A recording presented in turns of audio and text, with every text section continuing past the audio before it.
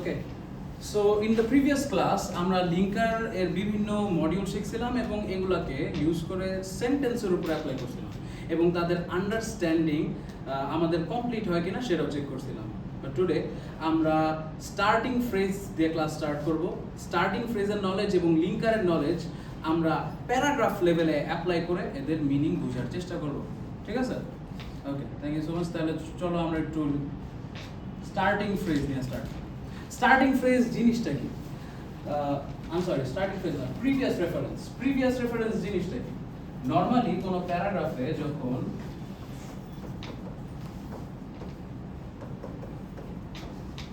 একটা সেন্টেন্সে ভাইটাল কোনো ইনফরমেশন দেওয়া হয় তাকে বলা হয় টপিক সেন্টেন্স।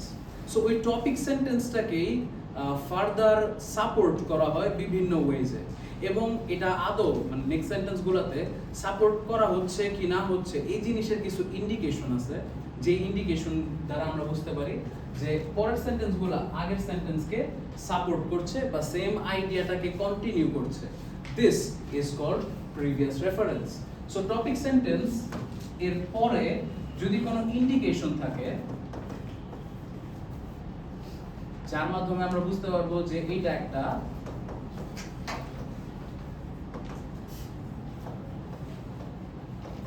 সাপোর্টিং সেন্টেন্স, সেই ইন্ডিকেশনকে বলে previous reference. So we have 12 almost 11 একটা অ্যাড হবে, আমি অ্যাড করব সমস্যা নেই। We have 12 previous reference indicators and the first one is article.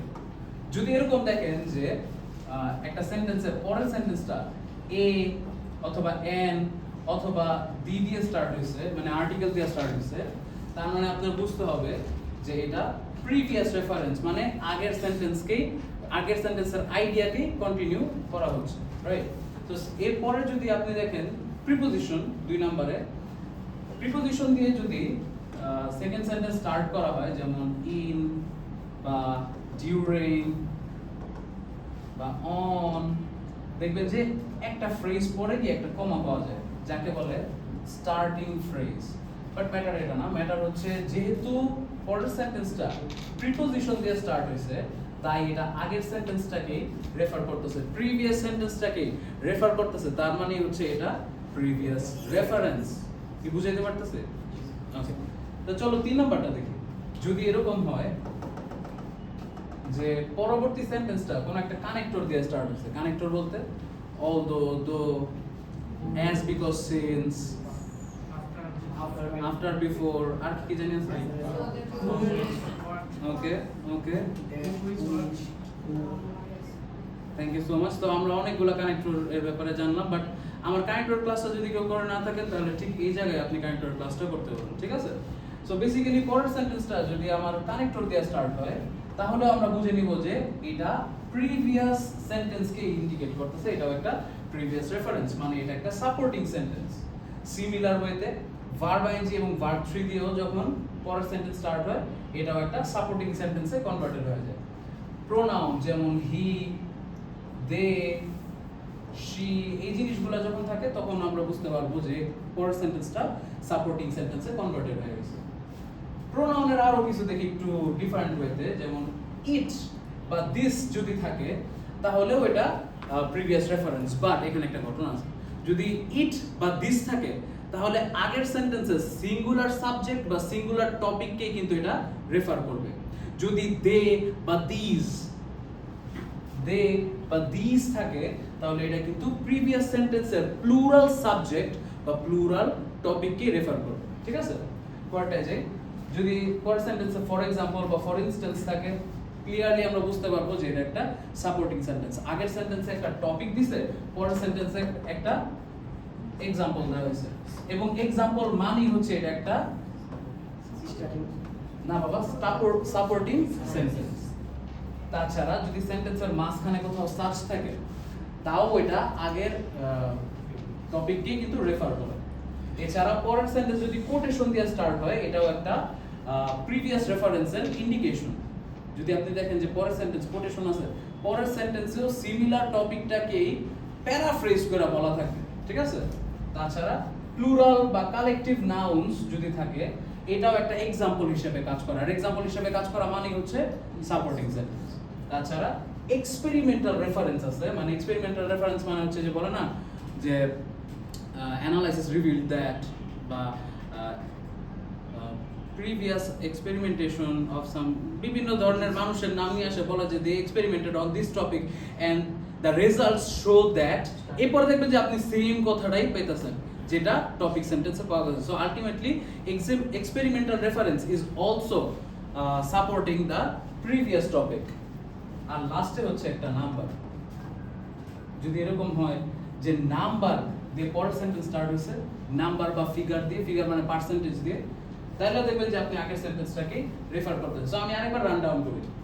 Article, preposition, connector, verb ING, verb 3, pronoun, it, they, this, this, for example, for instance, such, quotation, plural and collective nouns, experimental reference and number. These are the indicators of previous reference. ঠিক আছে? So আমরা আজকের যে নলেজটা মানে previous রেফারেন্সের নলেজটা এবং লিঙ্কারের নলেজটা use করে বিভিন্ন প্যারাগ্রাফে অ্যাপ্লাই করব এবং এদের মিনিং কোন দিকে যায় সেই জিনিসটা আমরা আলোচনা করার ট্রাই করব। কিন্তু শেষ ঘুমাই গেছো, এত বোরিং ক্লাস। হ্যাঁ,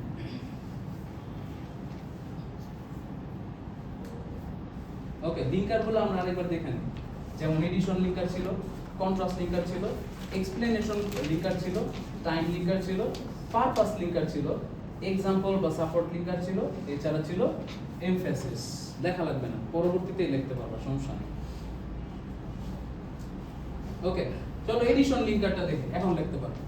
এডিশন লিঙ্কার, এডিশন লিঙ্কার হচ্ছে কাজ হচ্ছে আইডিয়া কন্টিনিউ করা এবং এর ফাংশন গুলো হচ্ছে, ফাংশনের ইন্ডিকেটর গুলো হচ্ছে and, also, moreover, in addition, furthermore এবং এডিশনালি। এডিশনাল লিঙ্কের কাজ হচ্ছে সেম আইডিয়ার ব্যাপারে মোর ইনফরমেশন প্রেজেন্ট করা, যেটা কাইন্ড অফ প্রিভিয়াস রেফারেন্সেরও কাজ। ঠিক আছে? সো আমরা আজকে এই জায়গায় কাজ করব। লাস্ট ক্লাসে আমরা এখানে কাজ করছিলাম, আমরা আজকে এখানে কাজ করব। সো প্যারাগ্রাফ লিঙ্কিংটা দেখি। প্রথম লাইনে বলছে this is just one example of people's lack of confidence in AI and their reluctance to accept what AI has to offer.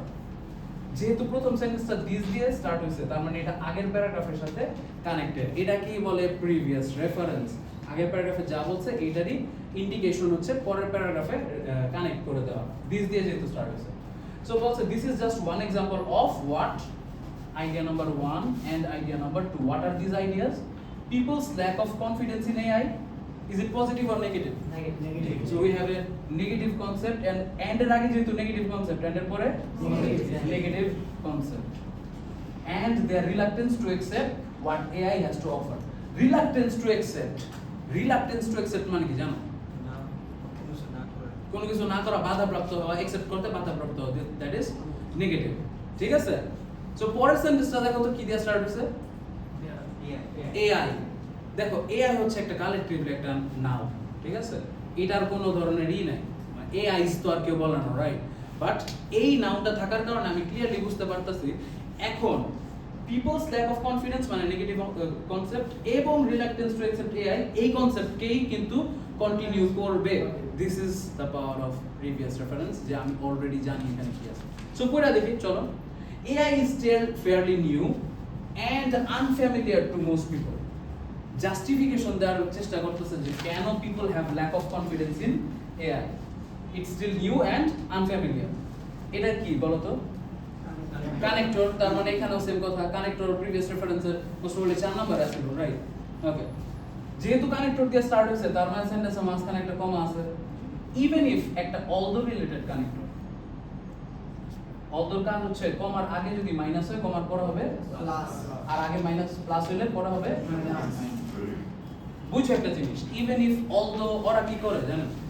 ওরা এই আগের টপিকটার ব্যাপারে কমার আগ পর্যন্ত একটা উল্টা কথা বলে, কমার পরে গিয়ে আবার সেম কথা শুরু করে দেয়। অলদো, দো, ইভেন ইফ, বাট, ইয়েট, এই জিনিসগুলোর কাজ এটা হয় কি করে? কমার আগ পর্যন্ত একটা অপোজিট কথা বলে, কমার পরে গিয়ে আবার সেম কথাটা কন্টিনিউ করে। ঠিক আছে? যেমন আগে আমরা কিন্তু নেগেটিভ কনসেপ্টেই আছি, right? even if it can be explained, যদিও এটাকে এক্সপ্লেইন করা সম্ভব, পজিটিভ কনসেপ্ট না, আমরা ব্র্যাকেটে একটু বললাম না। তোমার পরে কি বলছে, AI's decision making process is usually too difficult for most people to comprehend. To একটা গোল রিলেটেড লিঙ্কার, যেটাকে এখানে আমার একটা দরকার নেই। It's too difficult for most people to understand বা comprehend. দেখছেন অলরেডি একটা পজিটিভ কথা বললা কি করলো, হুট করে নেগেটিভে চলে গেছে। ওর কাজই কিন্তু এটাই কিন্তু প্রিভিয়াস রেফারেন্স, রাইট? পরের সেন্টেন্সে আপনি দেখেন এন্ড দিয়ে কথাটা স্টার্ট হয়েছে, এই যে আমার এন্ড লিঙ্কার দিয়ে, তার মানে সেম আইডিয়ার ব্যাপারে মোর ইনফরমেশন থাকবে, right? And interacting with something, যদি এন্ড নাও থাকতো, ভার্ব আইএনজি ছিল তো, রাইট? সেন্টেন্সটা ভার্ব আইএনজি দিয়ে স্টার্ট হইতো না, তার মানে সেম কথা previous reference. And interacting with something we do not understand can cause anxiety, which is also a negative concept, and give us a sense that we are losing control, which is another negative concept. আমার কিন্তু negative কনসেপ্টেরই continuation এর, right? So পরের সেন্টেন্সে আপনি যান, আপনি দেখবেন কি এখানে একটা অলসো আছে। তাহলে প্যারাগ্রাফটার মানে কি দাঁড়ালো জানেন? আমার কাছে প্রথম লাইনে দুইটা আইডিয়া দিছে না, one was people's lack of confidence in AI, and দুই নাম্বার ছিল their reluctance to accept what AI has to offer. তো এতক্ষণ আমরা অলসোর আগ পর্যন্ত যা দেখলাম সেটা ছিল এক নাম্বার আইডিয়ার জাস্টিফিকেশন। যেহেতু অলসো আসছে, তার মানে কি এডিশন লিঙ্কার না, ও করবে কি সেকেন্ড আইডিয়াকে এখন জাস্টিফাই করার ট্রাই করবে এখান থেকে। আমি কি প্যারাগ্রাফের স্ট্রাকচারটা বুঝাইতে পারছি? সবাই কি বুঝতে পারছেন ঘটনাটা কি হইতেছে? সো আমরা রিড করি, মেনি পিপল আর আমার verb are also not familiar with many instances of AI actually working. AI যে এখানে আছে, এই ভিডিওর আন্ডারে যে AI আছে বা এই ভিডিওটা যে AI এর, মানুষ এটা জানেই না। এখানে এটা বলছে many people are also simply not familiar with many instances, many examples of AI actually working. কেন? কারণ দেওয়া আছে না এখানে, cause দেওয়া আছে। This is the cause related linker বা cause connector। এরপরে আমার cause-টা দেওয়া হবে। একটু দেখেন কি বলছে, it often happens in the background. বাবা তুমি যে AI রিলেটেড ভিডিও আপলোড দাও, যেমন তোমার আব্বা আম্মার ফিডে গিয়ে দেখো, তোমার আব্বা আম্মার ফিডটা পুরা AI ভিডিও দিয়া ভরা। এরা তো সবই বিশ্বাস করে লাইতাছে, মাছ ধরা কি কি জানি করে লাইতাছে, আল্লাহ মাহবুব জানে, এত বড় বড় মাছ জেলে ধরে লাইছে, এটাই বিশ্বাস করে লাইছে, রাইট? এটাই কিন্তু ট্রু। কিন্তু এটা যে আসলে AI ভিডিও ওনারা তো জানে না, because many people do not have the understanding of it, do not even know the instances of AI actually working. তাছাড়া এটা কি দিয়ে স্টার্ট হইছে? দে এখন দে বলতে কার কথা বুঝাইতেছে বলো তো? many people, right? previous sentence এর প্লুরাল কনসেপ্টটা, প্লুরাল সাবজেক্টটাকে কিন্তু বলতেছে। and many people এর ব্যাপারে যা বলছে তাদের ব্যাপারে আবার কথা বলতেছে, they are actually aware of instances where AI goes wrong. তারা তো জানেই না যে AI কোথায় আছে, কোন ভিডিওতে AI আছে। তারা যদি জানেও, তারা জানে ওইগুলাই যেখানে AI goes wrong. They actually aware of instances where AI goes wrong, যেখানে AI মিস্টেক করে। সো আমাদের কাছে AI যে মিস্টেক করে এই জিনিসটা ক্লিয়ার, কিন্তু আমরা যে হাজার হাজার ভিডিও দেখতেছি এটা আমরা জানি না। ব্যাপারটা বুঝতে পারতেছো? পরের লাইনে কি বলছে দেখো, এম্বারেসিং AI failures, দেখো failures না, প্লুরাল না, তার মানে এটা একটা example, embarrassing AI failures receive a huge amount of media attention, disproportionate amount of media attention মানে huge amount of media attention, comma verb ING, দেখো কমা ভার্ব আইএনজি দিয়া এই ব্যাপারে একটা এক্সট্রা ইনফরমেশন দিছে, emphasizing the message that যেহেতু আমরা AI এর failures এর ব্যাপারে হিউজ মিডিয়া অ্যাটেনশন পাইতেছি, এইটা কি, এই মিডিয়াটা একটা মেসেজ এমফাসাইজ করতেছে। এমফাসাইজ করা মানে কি জানো? জোর দাও, গুরুত্ব দাও। Thank you so much.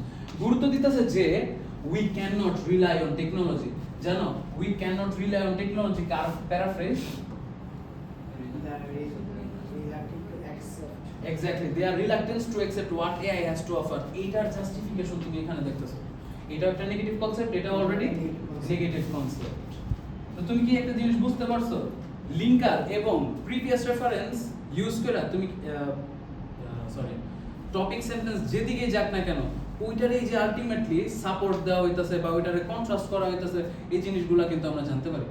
ঠিক আছে, আরেকটা एग्जांपल দেখি কন্ট্রাস্ট লিঙ্কারের, যেহেতু এডিশন লিঙ্কার দেখলাম, কন্ট্রাস্ট লিঙ্কার এবং প্রিভিয়াস রেফারেন্স এর একটা মিক্স দেখি। চলো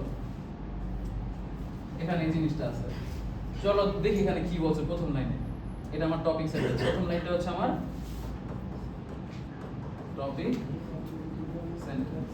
এখানে একটা ভাইটাল ইনফরমেশন দেওয়া থাকবে। টপিক সেন্টেন্স আর টপিক সেন্টেন্সেস আর দোজ সেন্টেন্সেস যেখানে ভাইটাল একটা ইনফরমেশন দেওয়া হয়, এক যেখানে একটা কমেন্ট দেওয়া হয় যে আমি ক্লিয়ারলি পজিটিভ না নেগেটিভ এরকম ডিসিশন নিতে পারবো।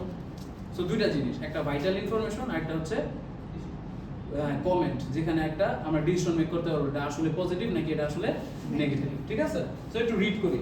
The new remote working policy was initially regarded as a progressive step. Positive na negative? Positive, shabash. As a progressive step toward improving employee satisfaction. Positive na negative? Positive. So this subject, this policy, the new remote working policy was initially regarded as positive and positive. সোজা কথা এটা একটা positive, initially এটা thought করা হয়েছিল। Many দেওয়ার পরে start হয়েছে না, প্লুরাল কনসেপ্ট না, তার মানে এখানেও সেম পজিটিভ কথা থাকবে।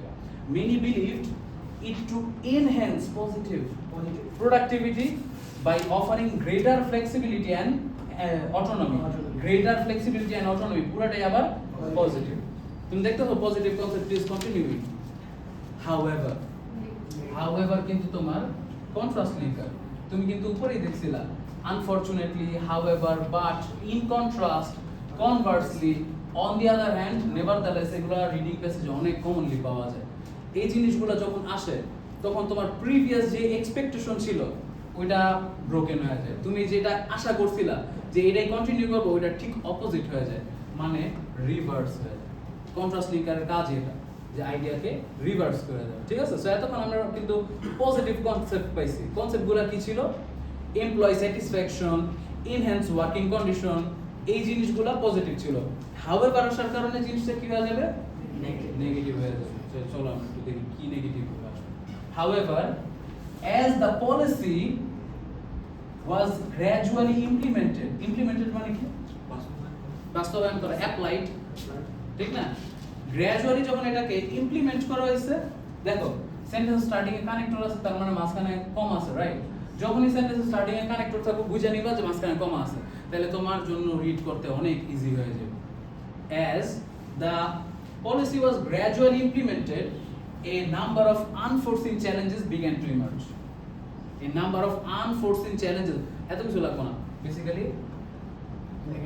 Negative challenges began to emerge.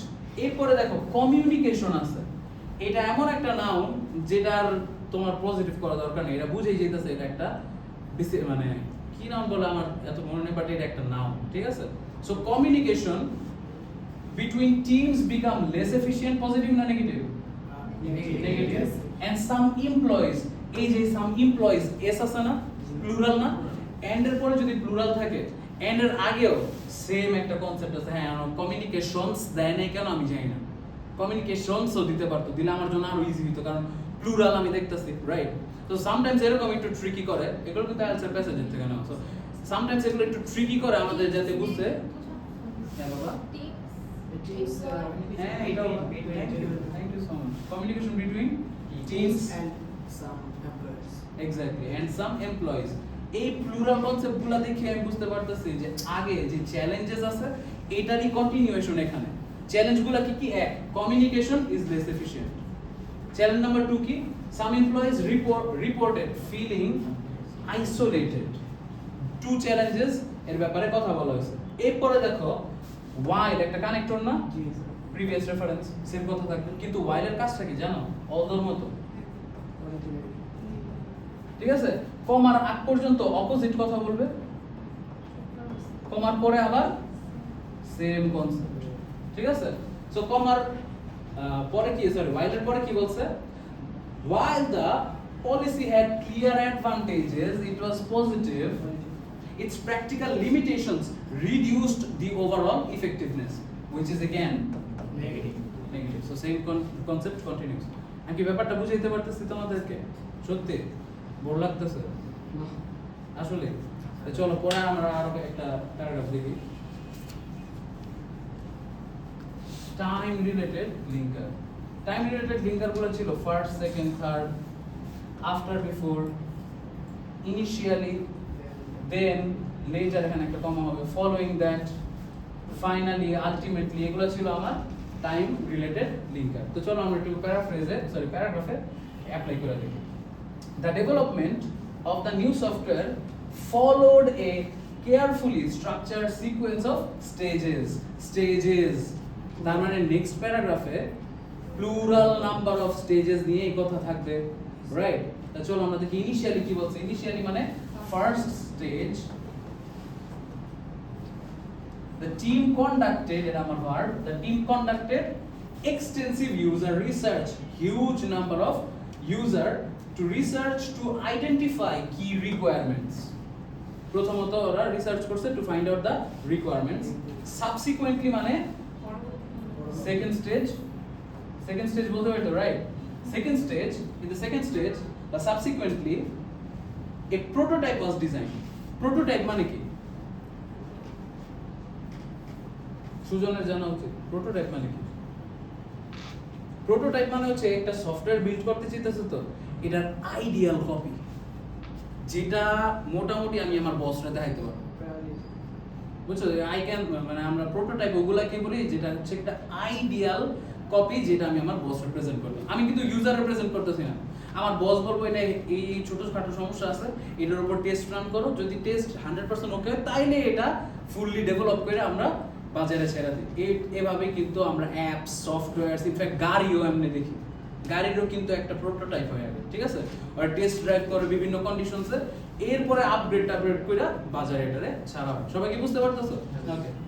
Subsequently a prototype was designed, এটা আমার verb, and tested under controlled conditions. Tested under multiple conditions. Controlled conditions মানে শর্ত সহ কন্ডিশন, যেমন না দেয়া আপাতত। Following several rounds of refinement. Following দিয়া আছে, তার মানে এটা কি জানো? Lovely. Third stage এ কি হইছে? The final version was developed, এটা আমার verb, and prepared for launch. সবাই কি বুঝতে পারতেছেন? Ultimately বা ফাইনালি কি হইছে? The product was introduced to the market after, এই তো আমার একটা কানেক্টর এসে পড়ছে, after ensuring its reliability and efficiency. বুঝো একটা জিনিস, আফটার রিলেটেড কানেক্টর যখন থাকে তখন তার পরে যে কথাটা থাকে এটা হচ্ছে 1 নাম্বার ঘটনা, আর তার আগে যেটা থাকে এটা হচ্ছে 2 নাম্বার ঘটনা। বাই দ্য ওয়ে, এই ঘটনাটা চাইলে আমরা এখানে একটা কমা দিয়েও কিন্তু লেখা দিতে পারতাম, একই জিনিস। সো আফটারের ঠিক ডান পাশে যে ঘটনাটা থাকে এটা হচ্ছে 1 নাম্বার ঘটনা। কি হচ্ছে 1 নম্বরে? Ensuring its reliability and efficiency. এখানে ইটস বলতে কি বুঝাইছে জানো? আগের সেন্টেন্সে সিঙ্গুলার, না ইটস, দেয়ার না, ইটস সিঙ্গুলার সাবজেক্ট বা সিঙ্গুলার কনসেপ্ট। আগের সেন্টেন্সে সিঙ্গুলার সাবজেক্ট কি ছিল? The final version. আগের সেন্টেন্স বাবা, ওই আয়াত আগের না, দ্য ফাইনাল ভার্সনের এনশিওরিং ইটস মানে ফাইনাল ভার্সনস কাইন্ড অফ এরকম একটা জিনিস, ঠিক আছে? ensuring the final version's reliability and efficiency, এটা করার পরে কি হইছে? The product was introduced to the market.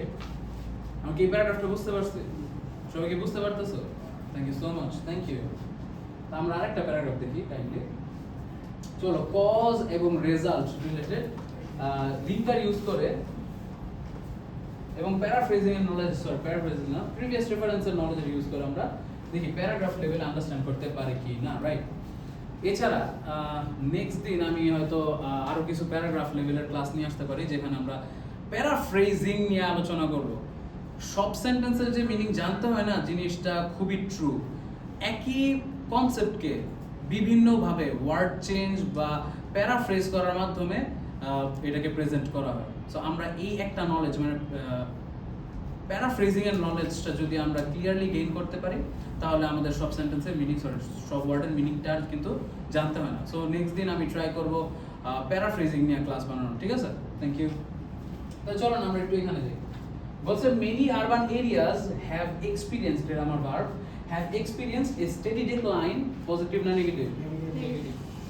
decline in air quality environment topic ঠিক আছে decline in air quality over the past decades this আগের সেন্টেন্সে তো আমার যে টপিকটা আছে যে ডিক্লাইন ইন এয়ার কোয়ালিটি এই দিসের মাধ্যমে কিন্তু আমরা এটাকে ইন্ডিকেট করতেছি এটাই হচ্ছে আমার প্রিভিয়াস রেফারেন্স ঠিক আছে সো দিস ডিটেরিওরেশন মানে কি বলতে পারবা worsening of something negative concept this negative concept is largely attributed to মানে কি জানো অবদান is linked with by due to কারণে বলি না আমরা কারণে সো এই যে একটা কজ দিতেছে এটা this deterioration is largely linked with the rapid increase of vehicle emission and industrial activities দুইটা জিনিস and এর আগে একটা and এর পরে একটা দুইটা আইডিয়া and এর আগে বলছে increase in vehicle emissions and industrial activities দোনোটাই কি জানো Positive. এই দোনোটাই নেগেটিভ ডিক্লাইন ডিক্লাইন এর কজ কি নেগেটিভ এর কজ তো নেগেটিভ হইব পজিটিভ কেমনে হইব তুমি পজিটিভ করে নেগেটিভ হইছে আজ পর্যন্ত পরিবেশের তুমি রাস্তার পলিথিন সব সরাইছো তাই কি মানে গাড়ি বাস্ট হয়ে গেছে এরকম কিছু হইছে এই তো এই কিন্তু আমাদের সমস্যা নেগেটিভটা ইনক্রিজ হইছে মানে কি আলটিমেটলি পজিটিভ হইছে পজিটিভ হইছে না Negatives.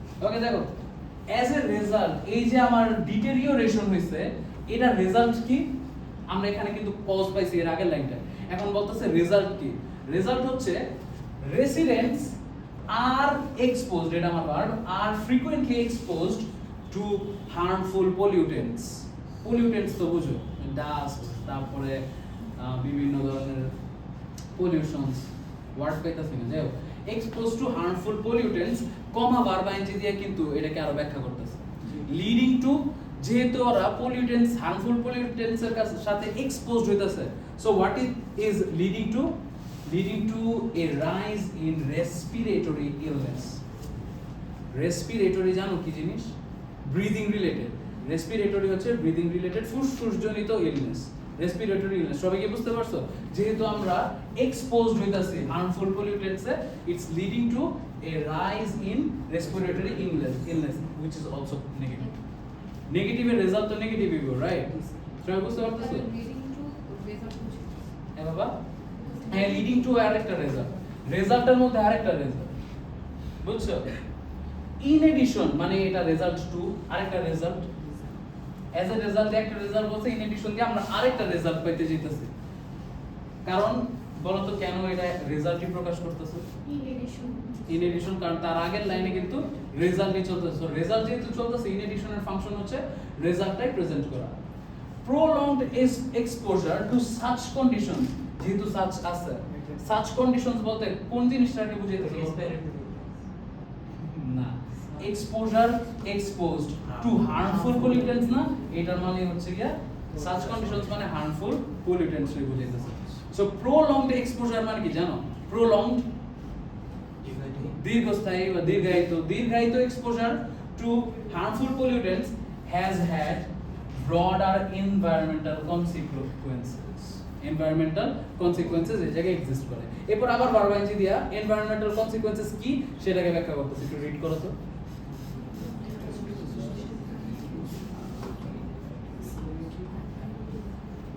দুইটা আইডিয়া দিছো রাইট দুইটা एग्जांपल দিছো basically including damage to ecosystems and reduced visibility in affected regions তো সবাই আমরা বুঝতেছি রাইট এই পর্যন্ত ইনাফ না কয়টা প্যারাগ্রাফ দেখলাম আমরা মোটামুটি চারটার মতো প্যারাগ্রাফ দেখলাম সবগুলো আমরা আন্ডারস্ট্যান্ড করতে পারছি না ঠিক আছে so this was the opening of paragraph level understanding everyone and next thing আমরা প্যারাফ্রেজ নিয়ে কাজ করব সাথে আমি একটা ই-বুক লেখার ট্রাই করতেছি কারো যদি এই জিনিসটা নিয়ে আগ্রহ থাকে অবশ্যই কমেন্টে আমাকে জানাতে পারবেন অবশ্য আজকে জানার লাভ নেই অনেক আর্লি স্টেজেস আছে বাট ক্লাসে যদি কোনো ধরনের কনসেপ্ট আপনার এরকম হয় যে আপনার আন্ডারস্ট্যান্ডিং এ গ্যাপ আছে অবশ্যই কমেন্টে জানাতে পারবেন আমি এটাতে রেসপন্স করব ইনশাআল্লাহ ঠিক আছে thank you so much everyone আসসালামু আলাইকুম ভালো থাকবেন সবাই